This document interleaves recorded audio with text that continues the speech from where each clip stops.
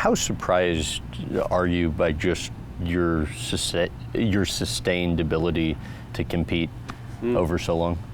I don't know. It's hard for me to have an outside perspective. You know, I'm 47. I've been competing. This is my 39th year competing in surfing. It's hard to have an outside perspective of what it looks like to be 47 from someone else's point of view. When I was a kid, I know that someone that was 30 seemed ancient, and when I got on tour, there was no one that was 30 years old that was still on tour. And at this point, there's only a few guys in their 30s. There's no one in their 40s. I'm the oldest guy on tour by many years at this point.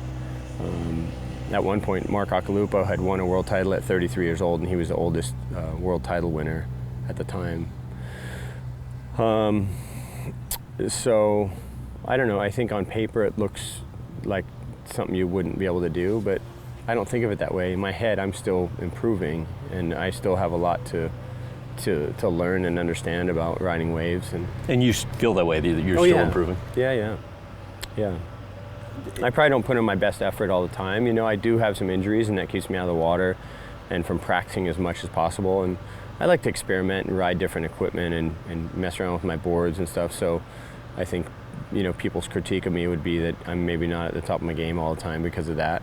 You know, too much kind of messing around with other equipment. But after surfing basically the same kind of boards and equipment for 20, 30 years, you get kind of tired. You want to try something different, and that makes it fun. You know, that makes it exciting and like something to look forward to. And it pisses you off, the online trolls, when I know at times they said, well, you know, why don't you give up your spot to a younger guy? And I know one of the times they said that, you're like 10th in the world, and they're, you know, 32 world ranking places. I mean, recently I just had someone say to me last week online, you know, you should step aside and let one of the young kids in. I'm like, hey, tell them to take me out. It's all good. I don't mind. If somebody's going to just beat me, it doesn't bother me. Like, I mean, look, I don't like losing on that day. Right. But if clearly the level's beyond me, then that's what it is, you know. But that's not the case at this point, you know. I'm like, you know, I beat Gabriel Medina in a heat last week. He's the world champ. You know, he's current number one. He's probably going to win the world title this year.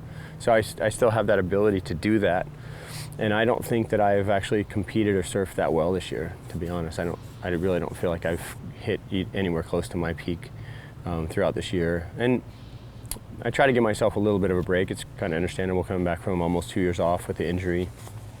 Being this age, you know, lacking motivation sometimes. Sometimes just being worn out with the travel and that kind of thing.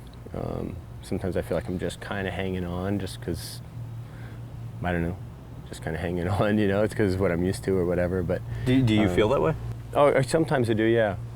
Sometimes I feel like I don't know how to muster up my best effort. You know, I get overwhelmed by the whole thing sometimes, especially in big crowds.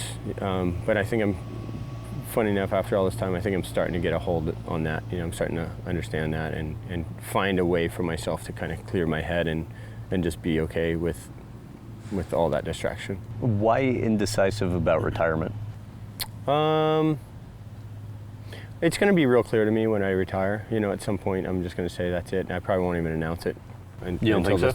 I'll announce it the second it happens. I don't think I'm going to make this big thing about it and drag it out. But or if I do, it'll be because I know exactly what feels right to stop. But when you announce that, it becomes this focus of people everywhere you go, and it's all they talk about to you, and it creates this other sort of distraction and pressure.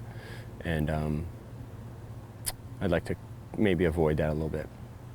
Yeah, I know you said in our last interview it'd be pretty cool to still be competing at 50, but also wouldn't be bad to play this one out. You compete in the Olympics, and then you call it quits at Pipeline, your favorite event in Hawaii. Yeah, that's a possibility for sure. And that's what somebody close to you told me. Yeah. Like if they were playing it out, that's what would happen. Yeah, I think Pipeline's probably a pretty safe bet that would be where I would announce my retirement. Why? It's just, well, I just love Pipeline. It's always been my sort of, since I was a little kid, that's kind of been my baby. I always wanted to go there and understand Pipeline and surf it, and it's the event I've won most on tour, and the place I've probably been most comfortable at, and made all my surf buddies at in Hawaii, and it's just the place I probably love the most.